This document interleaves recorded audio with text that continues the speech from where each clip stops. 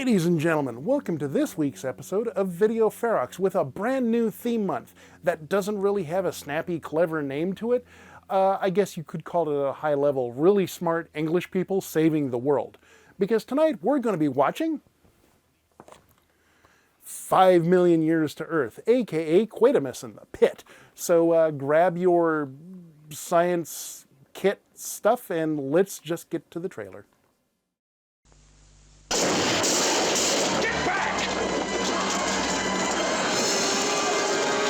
Who are they running from? What have they seen? Whom do they fear?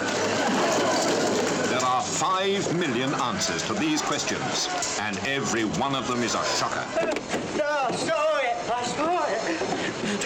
Horrible. Horrible. Terror, 5 million years old, spills into our time to make two worlds collide.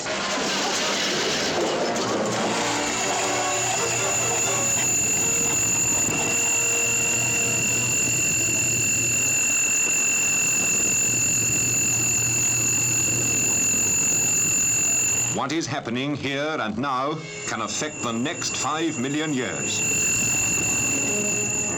It was what I was afraid of. The thing got a huge intake of energy.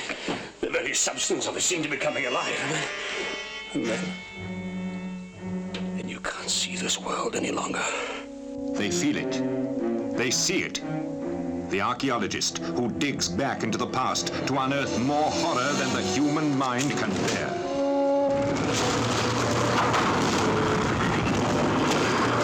Quatermass, the scientist, who comes face to face with 5 million years of terror. Ronnie, it's Barbara. She's the one. Get down here, quick. She can see into the pit and knows the terrifying truth. He can see into the pit, but he will not believe what he sees. They were coming. Who? What were? Them. He saw the creatures. They were alive. Alive? You descend into the pit of hell as you share their horror. Listen, I'm advising you all to leave. There may be grave danger. I tell you, this could be dangerous. Get back! Get back!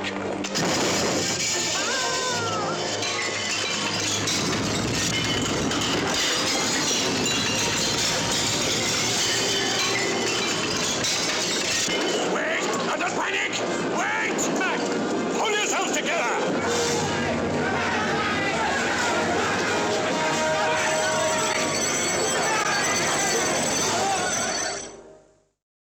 Alrighty, that was the trailer to Quatermass in the Pit, aka 5 Million Years to Earth, from 1967. It's starring Andrew Keir, who, not a huge name on this side of the pond in the States, but he was in the Dalek Invasion Earth. He did a couple of Hammer Dracula flicks. You've got Julian Glover, who he appears in a bunch of Doctor Who.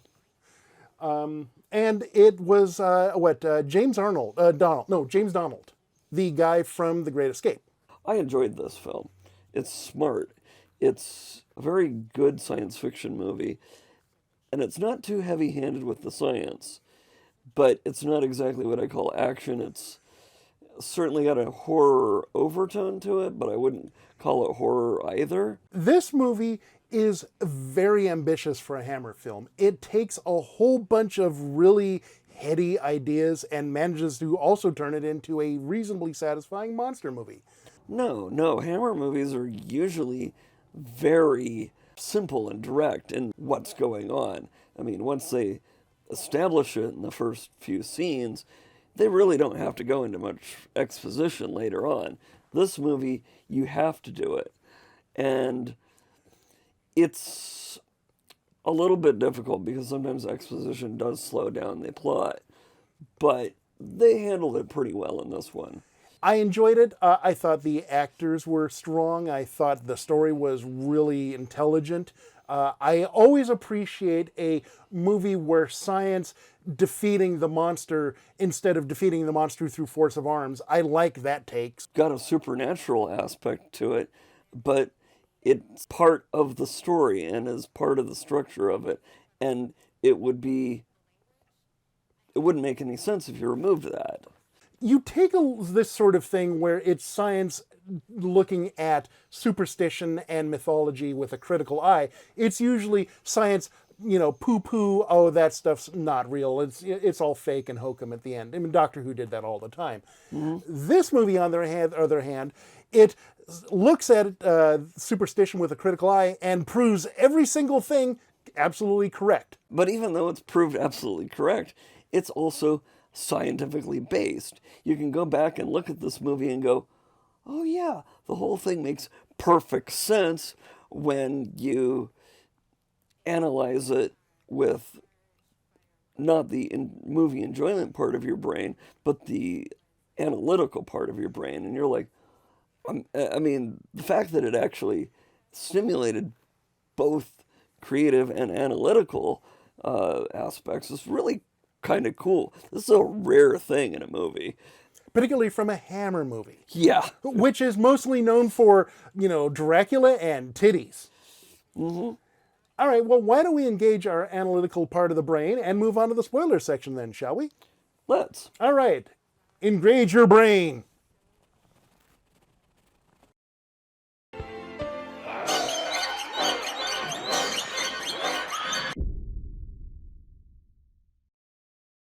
The premise of the franchise is essentially think like Torchwood or The X-Files, or I suppose Ghostbusters without the comedy and the proton packs, where you have this group of scientists who are going out and disproving or finding weird stuff that comes from space or other dimensions or other times. And so Professor Quatermass, Bernard Quatermass, he is the head of the Advanced British Rocket Science Group, which is the Torchwood or UNIT or the whatever. Oh, there's a good analog. Basically think of UNIT except the doctor is running UNIT instead of Geneva, and the brigadier reports to the doctor. And the brigadier is a little more confrontational and a little more, I don't believe in your spaceman theory. Go away, give me, it's just a Nazi bomb that fell on London that didn't explode. Well, he also has to report to the Minister of Defense, too. He doesn't report directly to Quatermass. So he's kind of got this dual boss allegiance thing going on, which undoubtedly makes it difficult for him. And so the movie opens up with this dig in this tube tunnel, where they're doing an extension to this existing line. And what they've got these blue collar schlubs in there just kind of digging the mud out. And one of them is like, hey, hold up, stop the conveyor belt. I found something kind of funky. And it gets up to the top and it's this human skull. They didn't stop digging when they found the skull. Here in the States, and I'm pretty sure most of the rest of the world, when you find a archaeological or paleontological item, you stop immediately and whistle for the authorities because it's illegal to continue. Or at the very least, even not necessarily illegal or immoral or fattening, we might have just dug into a plague pit. Those things were around 300 years ago. So, maybe not just it's a skull. All right, back to work. Smoke breaks over. Or it could be a more recent thing and it could be a crime scene. I mean, really?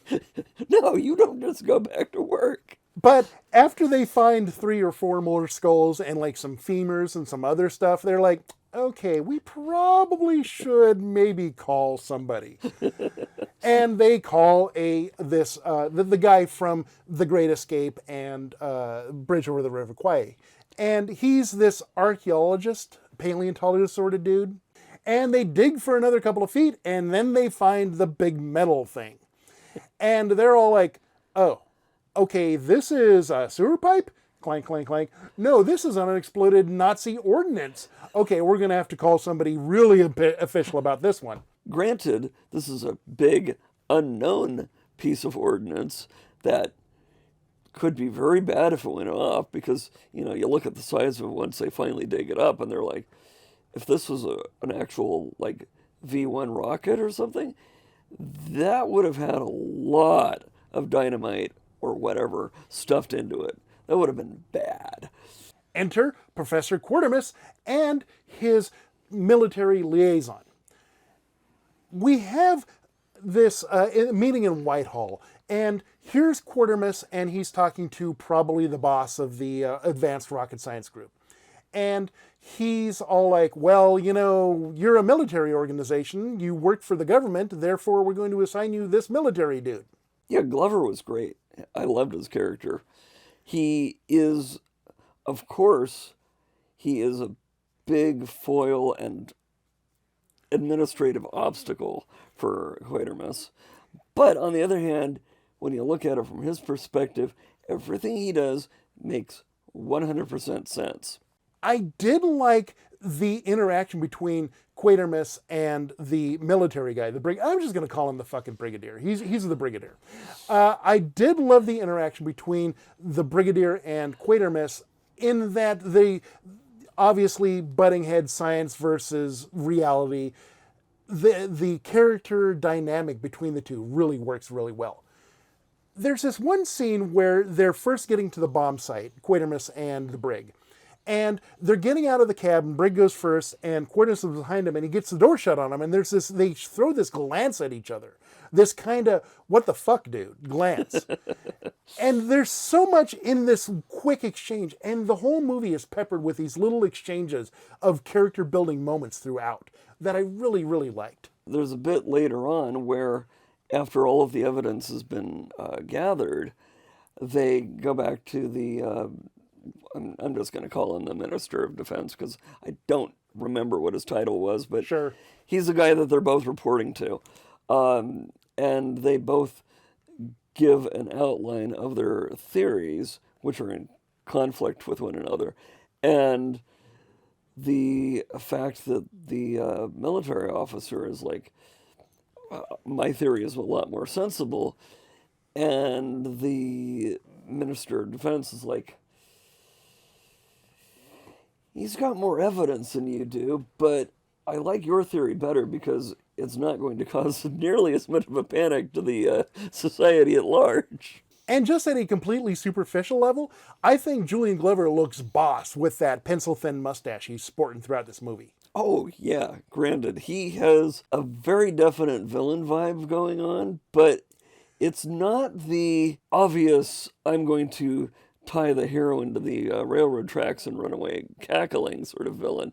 No, he is a very real, plausible villain with motives that are realistic and sensible. They're sensible. grounded in reality. Yeah. It's like, why am I talking to you about aliens? Aliens don't exist. It's obviously a Nazi bomb that fell on London that hasn't exploded yet. We need to take care of that. It's great that you have a villain that is not villainous. I wouldn't even necessarily call him a villain. I would call him more of a foil or an obstacle. He is definitely a roadblock in Quatermass's way. Antagonist. Antagonist is a good word. Yeah, that's an excellent word. And so while the bomb squad and the brigadier are trying to figure out what the bomb is and how to defuse the bomb and what are we going to do with this thing, Quatermass, he goes and gets the paleontologist and is like, okay, let's go do a little research on this. This doesn't smell right. And so they start doing research on the Hobbs Lane. And it turns out that there was a lot of paranormal disturbances going on here. And this goes back well into, like, you know, the medieval times. This has been going on for hundreds of years. They mentioned charcoal burners living in that area, and the charcoal burners reported disturbances that were weird. Like, people would report ghosts and whatnot, and nobody wanted to live in this area except the poor. All these houses over here have been abandoned. And Quatermass is like, why have they been abandoned? I don't know. They've been like that for 60 years. And the police officer who's showing them around, he's this kind of schlubbish, kind of big, sweaty guy. And he goes from, you know, what's all this then? To a legitimately frightened when he's touring around these abandoned houses with Quatermass.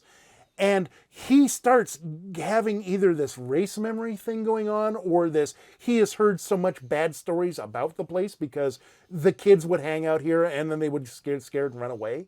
There's a point where he's just glistening, and after they go back out onto the street, he's sitting there panting and wiping himself down, and he just looks terrified. And I have to give the actor a lot of credit for that. I mean, it's probably difficult for a guy of that era to demonstrate that level of fear. That shows the guy's chops as an actor. I mean, he's doing this in a supporting role, but yet you genuinely believe that the guy is terrified. Even the supporting roles have something to do in this movie when they don't have anything to do. Take the paleontologist's assistant. She has absolutely nothing to do other than bring coffee and hand Quatermass papers and hand the paleontologist scientific reports and stuff. But she is the one that starts figuring out that something's wrong. She's the one that notices the blue-collar schlub guy that they bring in to drill the spaceship when they get spaceship on Earth. She's the one that notices something's wrong. So she has this underlying layer of sympathy and empathy for people, for essentially a spear-carrying bit part. The guy who was doing the drilling, he was just interesting in and of himself because he had a real down-to-earth, working-class sort of vibe going on, but he also has some interesting interactions with the military people, with the transit authority people, and yet he's not either of them. He's some sort of technical specialists that they've brought in to do the drilling. He is the only one to realize that, guys, we're playing with some dangerous stuff here.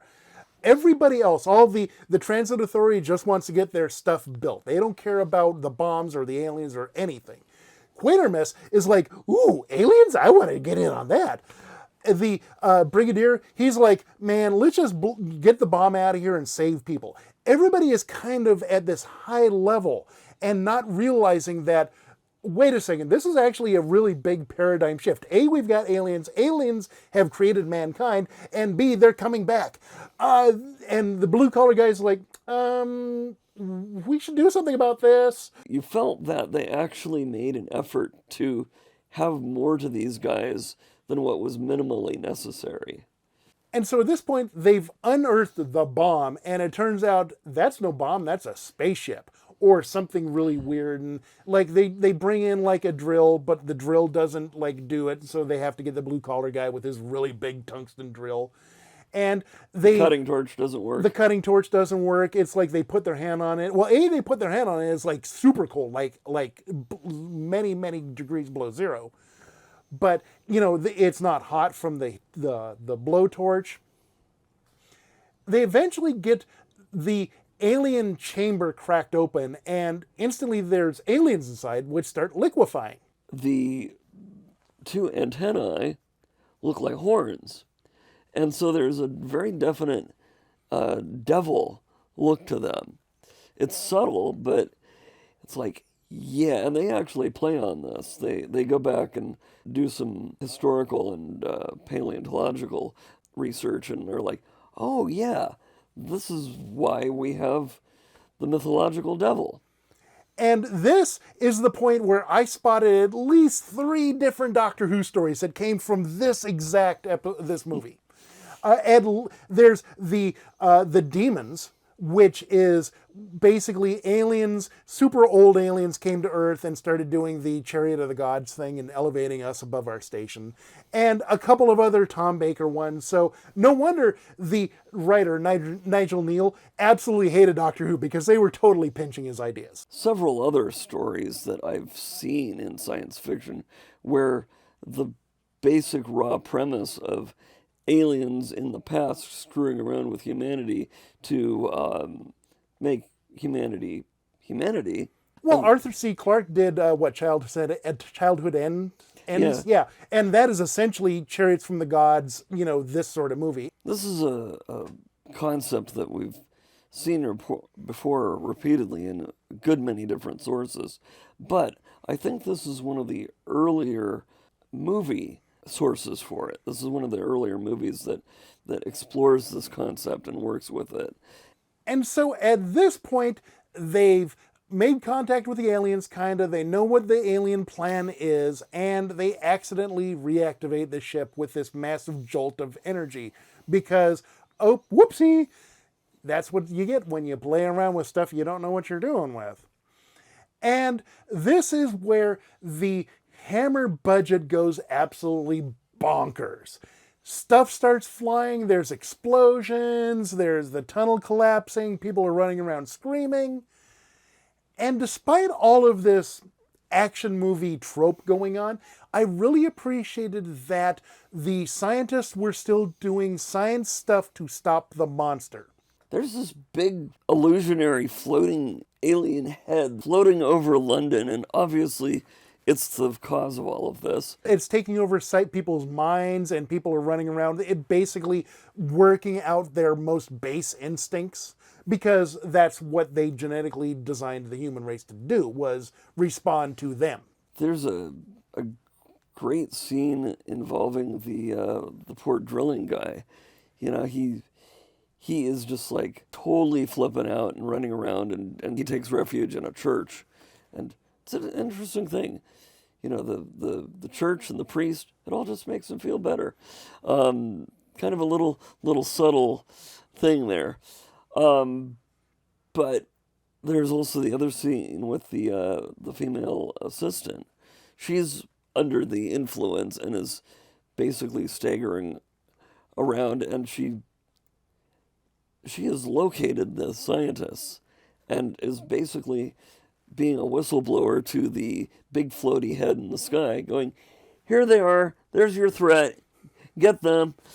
And they have to stop her and also get rid of the big floaty head. And Andrew Keir, when he gets snapped out of his mind control by the paleontologist, really sells the pathos and his mind control, his brain's been raped, basically. And him just kind of not quite collapsing, but definitely feeling the weight of what did I just unleash on mankind? I love that scene. I really liked that scene. The fact that they took like 2 or 3 minutes to just calm the hell down. Here, drink a swig from this flask. Sit down, chill out. You know, and everything is just going to shit all around them. The buildings are collapsing everywhere. There's panicked mobs of people running around in the street, some under the influence of the aliens, others not. And I mean, they keep cutting away to Crazy Town. And the fact that they took the time to get him resettled, as it were, I mean, I liked that. I mean, it shows compassion and empathy between the two men. And then the exceptionally clever ending where, so you've got this giant floating head over London, and they're like, well, what do we do? Well, wait a second. If the monster was released because we gave it a whole bunch of energy to the spaceship, well, what happens if we basically took a giant lightning rod and grounded it? Well, where are we going to get a giant lightning rod? How about that crane over there? And so they swing this big-ass crane into the giant floaty head and kazap, done. Brilliant. Yeah. Also, the self-sacrificing move is nice. You know, you feel bad because he was one of the more interesting and engaging characters. But on the other hand, it's like, well, he saved London. I thought all the characters were really super engaging and really well done. We've gone on about Julian Glover. I thought that Quatermass as a scientist was very believable, very relatable, and very much science at all costs, but he still had a lot of humanity to him. There is kind of a trope that the scientist type is not really all that relatable. Quatermass, on the other hand, is somebody that regular people can talk to. He comes off as being a genuinely approachable person. So as London is falling apart and everything's collapsing and people are freaking out and the alien is infiltrating everybody's minds on the planet, there's no music. And I thought that was a very interesting choice. It's more just this cacophony of droning, pulsing going on, as opposed to this, what you would expect to be this big climatic soundtrack. Yeah, I noticed that too, and I thought it a little odd. I mean, they did have musical pieces earlier. So it seemed unusual that there wasn't any climactic music to go along with the climax of the movie. But I thought it really worked, though. It really sold the scene and kind of this, it drills into your brain like a earworm, but not an earworm. So it really sells the whole, hey, your brain is being taken over by these aliens. It's like a little taste of it. Because we can't really know what that would be like. So the movie makers have done their best to give you a suggestion. So, Brad, do you have any final thoughts for me? I think the thing we can take from this is it's a good general science fiction movie with some interesting themes, some interesting approaches, some definitely good characterization. And it feels so wildly different from anything else Hammer has done. And I would say this is probably one of Hammer's best movies. Easily towards the top of the pile. Partly because of how atypical it is, and partly because they obviously spent a lot of time and effort on it. All right, well, I guess that'll wrap it up for The Pit and Quatermass. So we'll catch you next week then, won't we?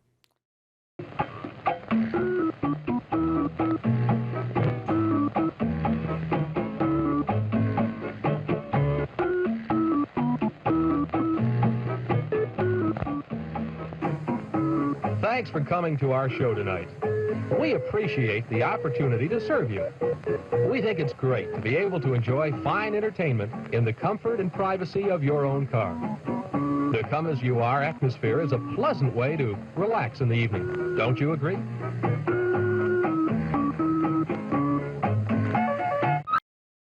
Why, thank you for joining me and Brad as we watched Quatermass and The Pit. Next week's episode is going to be bigger on the inside than the outside, because we're going to be watching Doctor Who and the Daleks, the Peter Cushing version, not the William Hartnell version, because that thing's like 18 hours long. In the meantime, please, I want you to drop me an email. thevideonastyproject@gmail.com is the address. And until you return to get exterminated good and proper, stay evil. Ronnie, if we found that our Earth was doomed, say by climatic changes, what would we do about it? Nothing. Just go on squabbling as usual. Yes.